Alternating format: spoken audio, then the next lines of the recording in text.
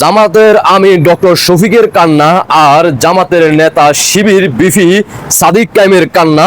আর এই জুলাই আন্দোলনের সময় 5 আগস্টে সাবেক এই সেনা মানে হচ্ছে র্যাবের যিনি দায়িত্ব ছিল তিনি কিন্তু জুলাই আন্দোলনের সময় নেতৃত্ব দিছে, তার কিন্তু চাকরি নাই। কারণ মাননীয় প্রধানমন্ত্রী শেখ হাসিনা ক্ষমতা থাকার সময় যখন বুঝতে পারছে তিনি জঙ্গিদের সাথে যুক্ত ছিল তখন তাকে র্যাব থেকে তাকে বহিষ্কার করা হয়েছে।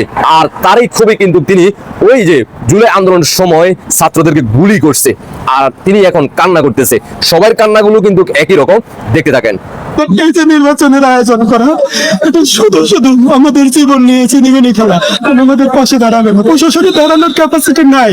প্রশাসন অন্ধকারে শুধু শুধু খুঁজে বেড়াবে, মাঝখানে আমাদের বিপ্লবীদের জীবন যাবে। এই যে নির্বাচনের আয়োজন করা, এটা শুধু শুধু আমাদের জীবন নিয়ে চিনিমিনি খেলা, আর কিচ্ছু নেই।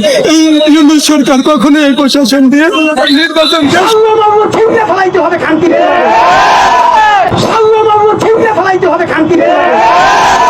দেখলেন তো, কান্না কিন্তু সবগুলো কিন্তু একই রকম, একই অভিনয়, একই সবকিছু মিলিয়ে দেখলে আপনারা বুঝতে পারবেন তাদের সবার কিন্তু শিকড় কিন্তু এক জায়গা থেকে উৎপাদন হয়েছে, মানে বৃদ্ধি হয়েছে। আশা করি বুঝতে পারছেন। দেশবাসীকে দেখার সুযোগ করে দিবেন, আপনাদের ব্যক্তিগত মতামত অবশ্যই কমেন্টে জানিয়ে যাবেন। সময়ের অপেক্ষা শুধুমাত্র। আল্লাহ হাফেজ।